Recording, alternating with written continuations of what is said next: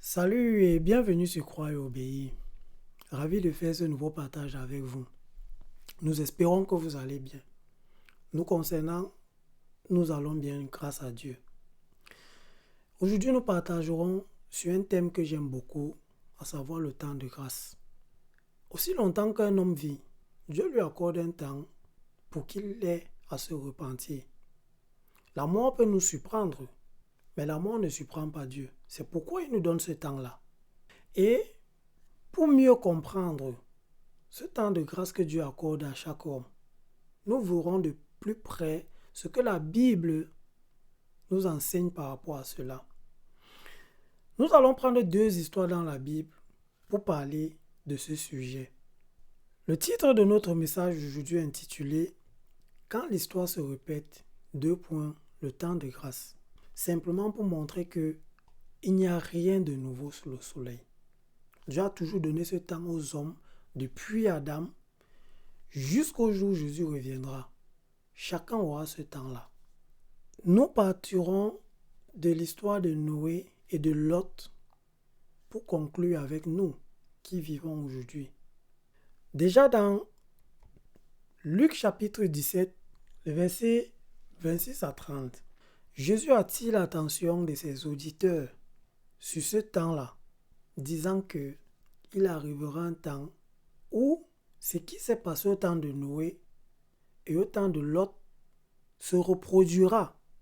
C'est pourquoi dans Luc 17, le verset 26 à 30, Jésus dit, « Ce qui arriva du temps de Noé arrivera de même au jour du Fils de l'homme.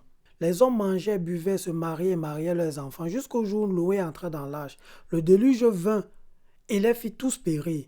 Ce qui arriva du temps de Lot arrivera pareillement. Manger, boire, se marier, construire, c'est pas mauvais. Mais si ce sont ces choses qui font le but de ta vie, il y a un gros problème à ce niveau. Donc, nous allons commencer par l'histoire de Noé. Que s'est-il vraiment passé? Pourquoi Jésus prend ces deux personnages-là? Avec tous les personnages de la Bible, pourquoi Jésus a juste choisi Noé et Lot? Nous allons donc dans Genèse comprendre mieux, ou du moins savoir mieux ce qui s'est passé au temps de ces deux personnages. Nous n'allons pas parler de tous les points dans cette vidéo, parce que nous voulons faire la vidéo la plus courte possible. Nous ne voulons pas qu'elle soit longue. Dans Genèse 2, ou du moins Genèse 1, Dieu a créé l'homme. Dans Genèse 3, l'homme a péché et il a été chassé du jardin d'Éden. Dans Genèse 4, les premiers descendants d'Adam et Ève, Abel et Caïn. Dans Genèse 5, la Bible nous montre comment plus les hommes étaient nombreux sur la terre, plus leurs péchés se sont accrus. Le mal était intense sur la terre. Noé, lui, il était un fils, ou du moins il était le fils de Lémec. Genèse 5, verset 20. Et puisque le péché s'est accru sur la terre, Dieu a décidé de tout exterminer sur la terre. Dans Genèse 6, le verset 5 à 7 et le verset 11 à 12, la Bible dit, l'Éternel vit la méchanceté des hommes était devenue grande sur la terre et que toutes les pensées de leur cœur se portaient chaque jour uniquement vers le mal. L'Éternel se repentit d'avoir fait l'homme sur la terre et il fut affligé en son cœur. Et l'Éternel dit, j'exterminerai de la face de la terre l'homme que j'ai créé, depuis l'homme jusqu'au bétail, aux reptiles et aux oiseaux du ciel. Car je me repens de les avoir faits. La terre était corrompue devant Dieu. La terre était pleine de violence. Dieu était affligé à cause du péché de l'homme. Mais Noé trouva grâce à ses yeux. Dans Genèse 6, le verset 8 et Genèse 7, le verset 1, Noé trouva grâce aux yeux de l'Éternel. Dieu dit, je t'ai vu juste devant moi parmi cette génération, montrant comment les hommes péchaient, mais Noé était juste. Il était intègre devant Dieu. C'est simplement pour montrer que on n'ira pas tous en enfer. Ceux qui iront en enfer, c'est ceux qui auront choisi. Ce n'est même pas Dieu qui va envoyer quelqu'un en enfer.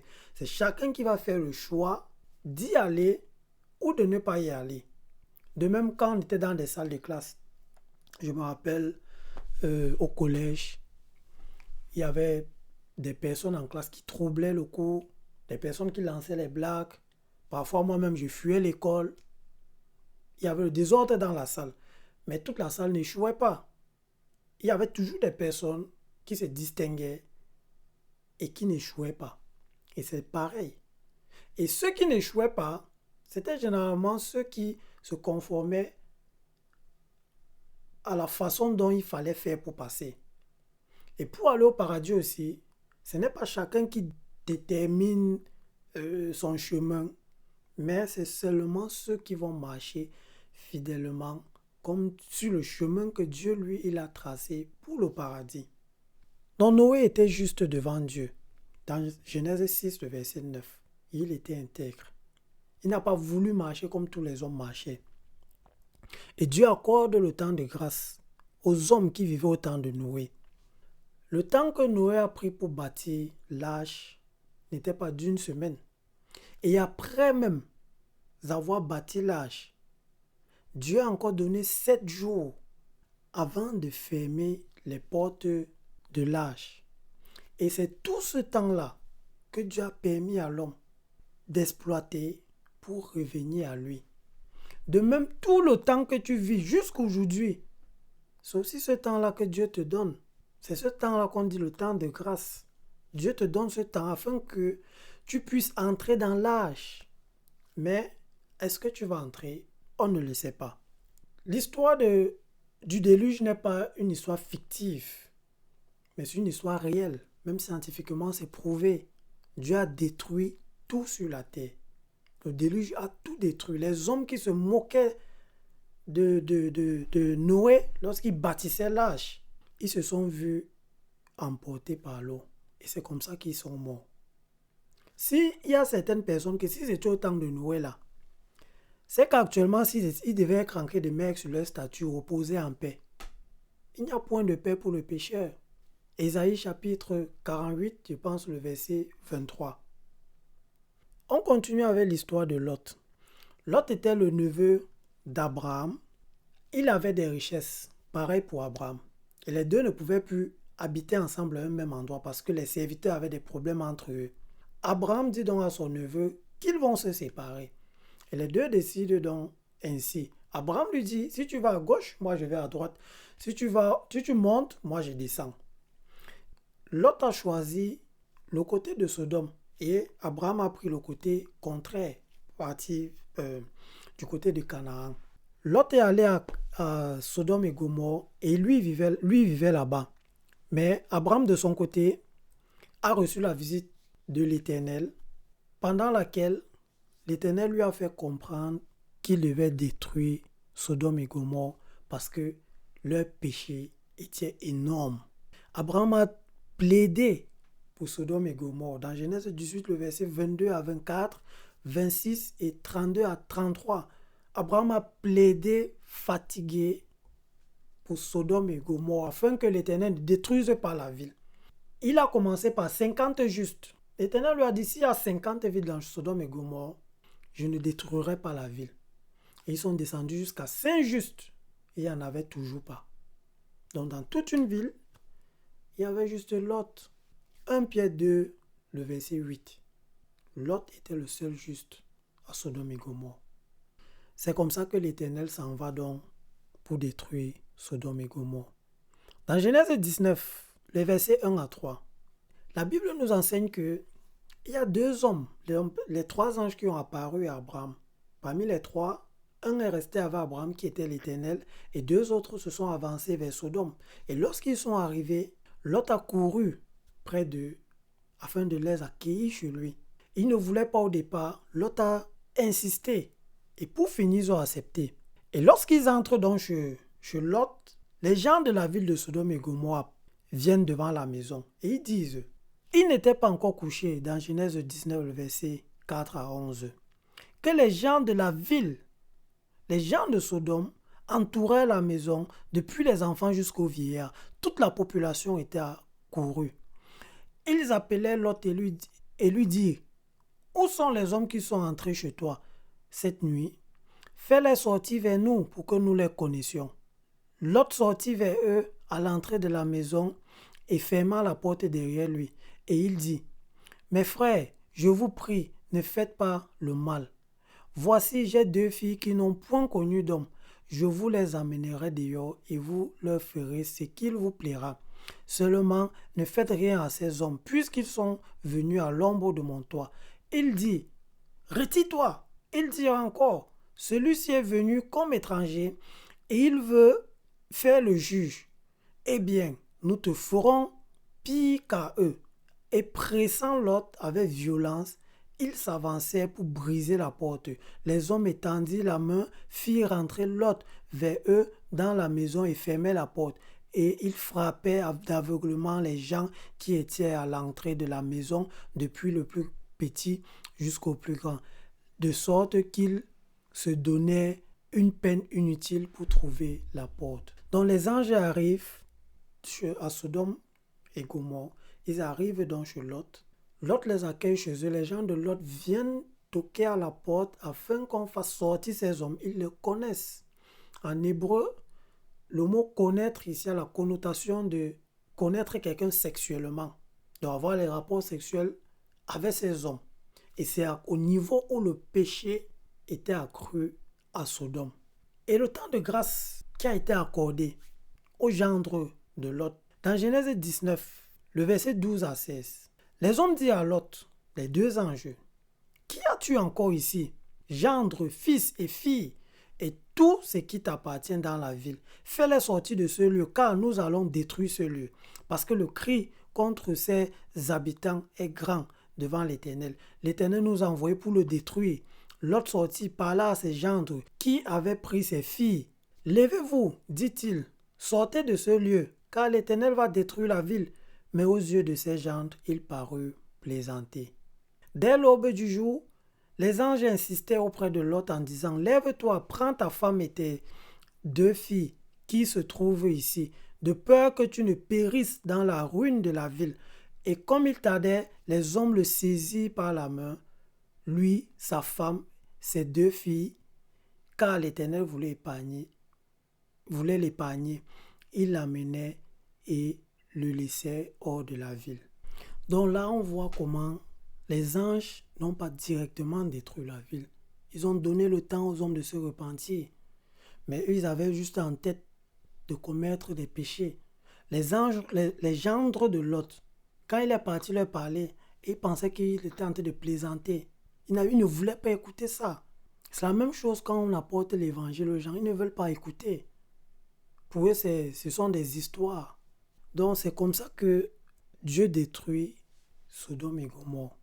Et lorsque nous faisons le récapitulatif de ces 2 histoires, nous voyons qu'elles sont presque similaires, dans le sens où Dieu a toujours parlé aux hommes avant d'agir. Dieu n'a jamais fait quelque chose sans prévenir l'homme. Au temps de Noé, il a parlé.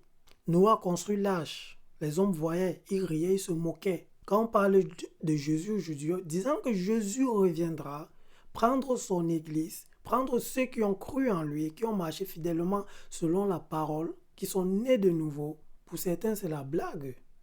Et au temps de Lot, Lot est parti dire à ses gendres de sortir de Sodome. Ils ont pris Lot comme un plaisantin, comme un guignol. C'est pareil. Je ne sais pas si tu as déjà écouté l'évangile. Et je ne sais pas comment tu as pris la chose. Si nous étions au temps de Noé, Dieu est en train de te dire, il faut entrer dans l'arche. Et si nous étions au temps de Lot, Dieu est en train de te dire, il faut sortir de Sodome et Gomorrhe. Dans le récapitulatif, nous voyons qu'au temps de Noé, les hommes faisaient les mêmes choses. On peut le voir dans Matthieu chapitre 24, le verset 37 à 39. Et au temps de Lot, en plus de ce que Jésus dit dans Matthieu 17, Ézéchiel chapitre 16, le verset 49 à 50, nous donne plus de détails. Les hommes étaient orgueilleux. Les hommes commettaient des abominations devant l'Éternel. Le mal était accru. L'insouciance, ils vivaient dans l'abondance et l'insouciante sécurité. Donc, même toi, si jamais tu meurs et que tu ne pars pas au ciel, au paradis, c'est à cause de l'orgueil. Tu te crois trop bon. Nous continuons avec nous.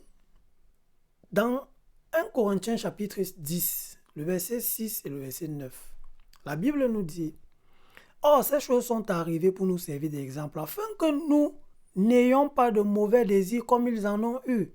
Ces choses leur sont arrivées pour servir d'exemple et elles ont été écrites pour notre instruction, à nous qui sommes parvenus à la fin des siècles. Parlant là de l'histoire des enfants d'Israël. Paul parlait là d'un contexte précis, parlant à l'église de Corinthe, mais je vais généraliser les versets. Dans l'histoire de Noé et l'histoire de Lot que nous avons lue, elle a pour notre instruction, elle a pour ton instruction, pour te dire qu'il n'y a rien de nouveau sous le soleil. Et Jésus l'a dit dans Luc chapitre 17, le verset 26 jusqu'au verset 32. Réfléchis très bien. Aujourd'hui, lorsqu'on apporte l'évangile aux gens, les réponses sont toujours les mêmes. Certains se croient très bons, certains se croient très intelligents, certains croient que c'est parce qu'ils appartiennent à une dénomination que forcément ils sont sauvés. C'est pas parce que tu es baptiste que tu es sauvé. C'est pas parce que tu es évangélique que tu es sauvé. C'est pas parce que tu es catholique que tu es sauvé. C'est pas parce que tu es protestant que tu es sauvé. La religion ou la dénomination ne sauve pas. Tu crois en Jésus. Rassure-toi que tu es en conformité avec ce que Dieu dit. Sinon, tu seras surpris. Si tu n'es pas en conformité avec ce que la Bible dit, parce que je connais des personnes qui partent dans la Bible trier ce qui les arrange, ils prennent. Ce qui ne les arrange pas, ils mettent de côté. On ne se moque pas de Dieu. Aujourd'hui, dans notre société, on a davantage des personnes empoisonnées. On a les viols, on a le banditisme, on a l'escroquerie, la malhonnêteté, l'ivrognerie. On a tellement de choses que les jeunes, ou du moins la société nous présente aujourd'hui. Et c'est dans ces choses que nous vivons. Ne crois pas que parce que tu n'as jamais tué, que tu es meilleur que celui qui est allé tuer. Si tu vis dans un péché, contraire à ce que l'autre fait, ne te rend pas meilleur à l'autre. Dans 1 Jean 3, la Bible dit: quiconque est son frère est un meurtrier. Et vous savez qu'aucun meurtrier n'a la vie éternelle demeurant en lui. Donc si tu as la jalousie, la haine même dans ton cœur contre ton prochain, tu es un meurtrier. Et tu n'as pas la vie éternelle en toi. Ce n'est pas moi qui le dis. Je ne te demande pas de te convaincre, de te persuader toi-même que tu as la vie en toi. Non. Mais Dieu dit que tu vis d'un péché. Tu n'as pas la vie éternelle en toi. Voilà ce que les jeunes font aujourd'hui. Même les vieux. Ils sont dans les boîtes de nuit. Ils sont dans les snacks. Ils sont dans les bars pour boire. Et après leur mort, on dira repose en paix. Alors qu'il n'est jamais revenu à son créateur. Aujourd'hui, tout le monde est sur les réseaux sociaux. On regarde les perversités sur les réseaux sociaux. Les gens regardent les trucs anormaux sur les réseaux sociaux. La sexualité est devenue tellement normale. Et parce on vit selon les regards des autres. Les parents qui encouragent les enfants à avoir les rapports sexuels au mariage. Les petites filles aujourd'hui qui connaissent les rapports sexuels. Même l'école enseigne déjà ça aux enfants. Les porte-monnaies magiques. On entre dans des loges, dans des sectes pour avoir l'argent. Et après la mort de ces personnes, on dira repose en paix. À toi les fleurs, à nous les pleurs. Ça aide en quoi? Ça n'aide en rien. Dans 1 Corinthiens chapitre 6, les versets 9 à 10, dans Apocalypse chapitre 21, le verset 8, Galates 5, les versets 19 à 21, la Bible mentionne des péchés, disant que si quelqu'un vit dans ces péchés, il ne pourra pas entrer au ciel. Donc nous t'exhortons à écouter et regarder si tu vis dans un de ces péchés. Je ne suis pas là pour te condamner, mais pour te montrer des choses que Dieu dit. Si tu vis dans ça, tu ne pourras pas entrer au paradis. L'inceste, l'avortement, l'homosexualité, le vol, la fornication. Toi qui dis être enfant de Dieu, toi qui dis être chrétien ou chrétienne, mais qui est un copain avec qui tu as des rapports sexuels, Dieu permet ces choses-là. C'est mélanger Dieu qui est saint avec la boue. Ça, c'est une insulte envers Dieu. Le mensonge, la débauche, les boîtes de nuit, les gens s'habillent aujourd'hui, tu te demandes que mais tu manquais juste l'argent pour acheter un bon habit, pour te couvrir. Parce qu'on a vu les stars à la télé porter tel greffe, telle coiffure, mettre tel habit sur eux, on se bat à le faire. On se donne des efforts. On fait tout pour faire pareil comme ces stars-là. Et après, le soir, on met un verset biblique sur le statut. Ou le soir, on lit un verset qui nous plaît. Et l'orgueil. Il y a des gens qui disent être chrétiens. Mais si tu viens leur dire, voici ce que la Bible dit, ça les énerve. Le meurtre, l'adultère, la masturbation. Beaucoup vivent dans ça. L'idolâtrie. Les gens qui disent qu'ils sont en Dieu, qui croient en Jésus, mais ils ont toujours leur calebasse au village. Ils ont toujours le crâne de grand-père, de grand-mère, de l'ancêtre au village. Mais ils disent croire en Dieu. En quel Dieu? Dans Matthieu 6, au verset 24, Jésus dit, nul ne peut servir 2 maîtres à la fois. Tu ne peux pas servir Dieu et les crânes, c'est impossible. Tu ne peux pas servir Dieu et ton mari. Certaines personnes, leur mari, c'est comme leur Dieu. D'autres, le téléphone, c'est leur Dieu. Sans leur téléphone, ils ne vivent pas. D'autres, ce sont même les enfants. Donc, le temps de grâce actuel, donc, que Dieu accorde. Beaucoup disent que Dieu les aime, que Dieu est amour. C'est vrai. C'est pourquoi Paul dit dans Romains 2, le verset 4, « Où méprises-tu les richesses de sa bonté, de sa patience et de sa longanimité, ne reconnaissant pas que la bonté de Dieu te pousse à la repentance? » Dieu est amour et son amour pour toi là, doit te pousser à la repentance. Si l'amour que Dieu a pour toi ne te pousse pas à la repentance, c'est zéro. Ça veut dire que tu n'as même pas connu l'amour de Dieu. L'amour de Dieu, ce n'est pas quand tu as la voiture. Ce n'est pas quand tu as une maison. Ce n'est pas quand tu es marié. Ces choses en soi ne sont pas mauvaises. Mais quand tu vas mourir, tu ne vas aller avec rien. Ecclésiaste dit vanité des vanités. L'amour de Dieu n'est pas là pour te donner les choses, la vanité. Mais l'amour de Dieu est là pour te pousser à la repentance.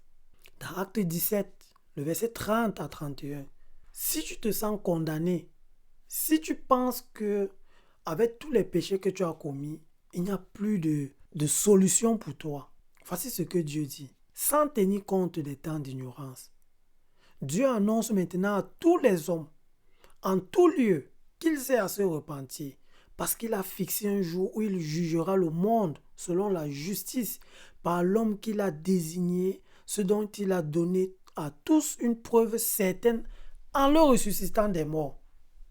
Et Pierre dit dans Acte 3, le verset 19, « Repentez-vous donc et convertissez-vous pour que vos péchés soient effacés. » Il faut naître de nouveau pour avoir le salut, pour être régénéré, comme la Bible dit dans 2 Corinthiens chapitre 5, le verset 17. « Celui qui est en Christ est une nouvelle créature. Les anciennes choses sont passées. » Mais tu ne peux pas être en Christ si la masturbation n'est pas passée. Tu ne peux pas être en Christ si la pornographie n'est pas passée dans ta vie. Si la fornication n'est pas passée dans ta vie. Jésus-Christ, mort à la croix, a pour but dans la vie de l'homme de le séparer de tous ses péchés. Rien n'est impossible à Dieu. Aussi longtemps que ce n'est pas le péché qu'on aime. Ça, c'est comme ça que les hommes réfléchissent. Quand tu vois un homme, qu'est-ce qui est impossible à Dieu, il va te dire rien. Mais dès que tu commences à lui parler du péché dans lequel il vit, puisqu'il aime ça, il va te faire comprendre que, en tout cas, l'homme n'est que pécheur. Donc Dieu, rien n'est impossible à Dieu. Mais ce qui est impossible à Dieu, c'est retirer le péché dans ta vie. Dieu peut te sauver. Dieu peut te libérer de tous tes péchés. Même les choses que tu as fait et que tu n'as jamais dit à quelqu'un. Dieu peut te libérer de ça. Mais là, il faut laisser l'orgueil et être humble. Aller vers Dieu et dire que je ne peux plus. Je suis fatigué de lutter avec ces péchés-ci. Je suis fatigué de chercher à changer de moi-même, mais sans succès. Dieu le fera pour toi. Dans Matthieu 11, verset 29 à 30, Jésus dit que « Venez à moi, vous tous qui êtes fatigués et chargés, et je vous donnerai du repos. » Toi qui es fatigué de cette vie que tu mènes, toi qui es chargé de tous ces péchés, Jésus peut te donner le repos. Il peut te libérer. Il dit « Prenez mon joug sur vous et recevez mes instructions. » Jésus a de belles choses pour toi. Hébreux 4, verset 12. Car la parole de Dieu est vivante et efficace, plus tranchante qu'une épée quelconque à double tranchant, pénétrante jusqu'à partager âme et esprit, jointure et moelle. Elle juge les sentiments et les pensées du cœur. Sans doute, Dieu t'a parlé dans ce message. Sans doute, ce message t'a apporté, ou du moins t'a ouvert les yeux sur certaines choses. T'a ouvert peut-être les yeux sur le fait que l'amour de Dieu est là pour te pousser à la repentance. T'a ouvert les yeux que le pécheur n'ira pas au ciel. T'a ouvert les yeux que tu es dans ton temps de grâce. Parce que si tu meurs dans tes péchés, la seule chose qui te manquera sera le jugement. Hébreux 9, le verset 27. Il est donné à l'homme de mourir une fois, après quoi vient le jugement. Et au jugement, ce sera soit l'enfer, soit le paradis. Et la décision qu'on doit prendre, c'est dès ce moment-ci. C'est étant vivant que tu dois prendre ta décision. Tu meurs. Les hommes écrivent 1 million de repos en paix. Ça ne va t'aider en rien. La preuve, ceux que tu connais qui sont morts et que tu as écrit repose en paix, ça ne les a jamais réveillés. Ils attendent juste le jugement. La Bible dit dans Hébreux 3, le verset 8, c'est pourquoi selon ce que dit le Saint-Esprit, aujourd'hui, si vous entendez sa voix, n'endurcissez pas vos cœurs. N'endurcis pas ton cœur. Laisse Dieu te changer. Accepte que tu es malade parce que Jésus est venu pour les malades. Et il va te guérir. Mais si tu te crois trop bon pour aller au paradis, tu seras très très surprise ou très surpris. Pour toute question que tu auras, tu peux nous contacter. Mais n'oublie pas que ton temps de grâce finira le jour où tu mourras. Et si le jour où tu meurs, tu ne t'es pas repenti, tu n'es pas revenu à ton Créateur, il n'y aura plus rien pour toi en dehors du jugement. Et ce sera l'enfer. Tu peux lire Apocalypse chapitre 20, le verset 11 à 15. Si ton nom n'est pas écrit dans le livre de vie, il n'y aura plus rien à faire pour toi. Réfléchis très bien, que le Saint-Esprit vraiment convainc ton cœur de péché, de justice et de jugement, comme la Bible dit dans Jean 16 au verset 8. Porte-toi bien, que Dieu te bénisse et à la prochaine.